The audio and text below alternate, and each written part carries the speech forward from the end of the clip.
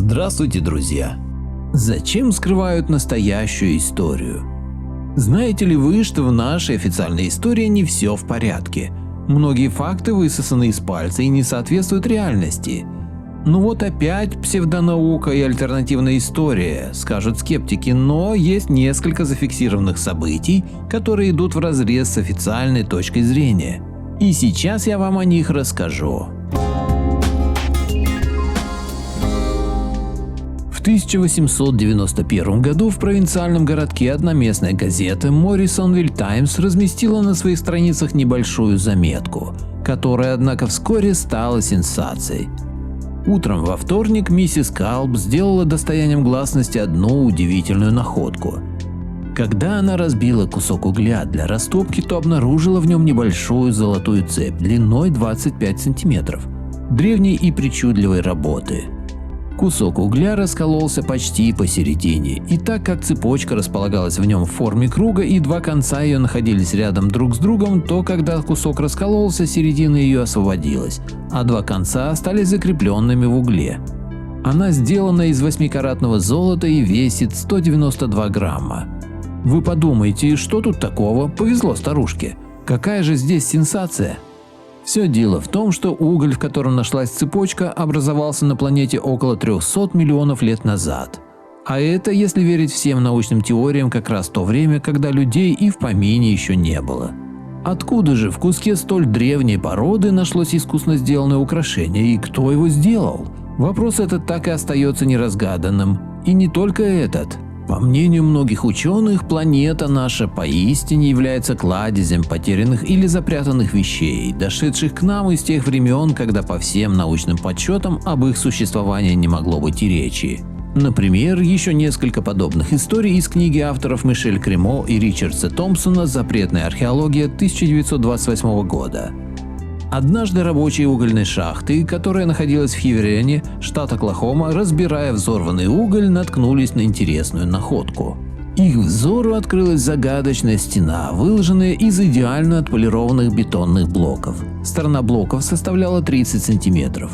Каким образом на глубине 100 метров в породе возрастом 280 миллионов лет появилась идеально отшлифованная стена, да еще из бетона? Позже оказалось, что это был не первый фрагмент стены, найденный шахтерами. Такую же стену на такой же самой глубине рабочие нашли и в 1868 году в штате Огайо в угольной шахте Хаммондвилля. Тогда на стене шахтерам удалось различить непонятные письмена. К слову, каменоломни и угольные шахты – это как раз те места, где на немыслимо большой глубине, иногда превышающей 100 метров, находят самые необычные предметы. Так, в 1844 году в шотландской каменоломне Нингуди из куска песчаника, возраст которого составлял 400 миллионов лет, торчал металлический гвоздь. Его шляпка была вбита в камень на глубину 2,5 сантиметров, а изъеденный ржавчиной кончик торчал наружу. Когда гвоздь вытащили, его длина оказалась 23 сантиметра. А в 1852 году по окончании взрывных работ среди груды камней рабочие нашли разломанную пополам металлическую вазу.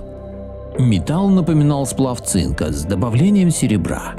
На одной из стенок были изображены фигуры в виде цветка или букета, а низ обрамляла гирлянда. Все эти фигуры были инкрустированы серебром наивысшей пробы. По мнению специалистов, ваза являлась настоящим произведением искусства. Это подтверждал и доктор Смит, востоковед и знаменитый путешественник после осмотра находки.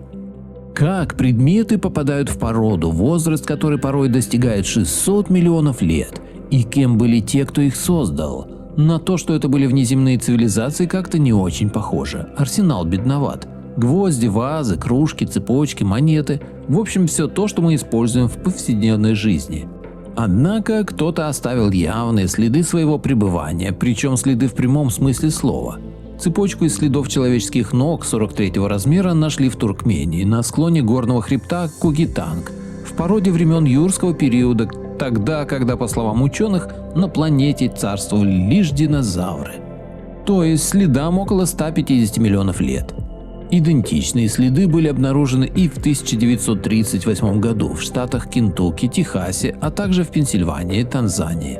Следам по предварительной оценке исследователей от 150 до 300 миллионов лет. тому же они принадлежат не первобытным людям, а людям прямоходящим, с такими же ступнями, как и у наших современников. Ко всему прочему, найденные следы не всегда оставлялись босой ногой. Встречаются и те, что были оставлены туфелькой. Именно такой отпечаток в 1922 году нашел на скале геолог Джон Рейд. На отпечатке была хорошо видна нить, которая соединяла рант туфли с подошвой. Дальше шел еще один шов, а в центре, там где давление всегда является наибольшим, было углубление, которое обычно оставляется от кости пятки, которая изнашивает подошву. Геолог привез находку в Нью-Йорк, где и был согласован окончательный возраст находки – 213-248 миллионов лет. Скептики тут же попытались назвать след подделкой, но специалисты по производству обуви, которым показали находку, подтвердили, что это действительно оттиск подошвы обуви с рантом ручной работы. Это же подтвердила и микрофотография. Она до мельчайших подробностей показала переплетение нитей, что и доказало подлинность находки. Химики из института Рокфеллера также подтвердили возраст подошвы предполагаемой туфельки – более 200 миллионов лет. И хотя подобных находок из года в год становится все больше и больше, ученые не спешат объяснять причину их возникновения. Ведь тогда придется пересматривать все научные теории относительно происхождения и развития людской расы на планете. Однако рано или поздно им придется это сделать. А как вы думаете, кто и зачем скрывает настоящую историю? Автор статьи Sorcerer. Благодарю всех, кто подписался на мой канал и смотрит мои видео. Ссылка на статью в описании. Поделитесь моим видео в соцсетях с родными, друзьями и знакомыми. Люди имеют право знать все точки зрения. Всем спасибо за внимание, буду рад вас видеть на своем канале снова.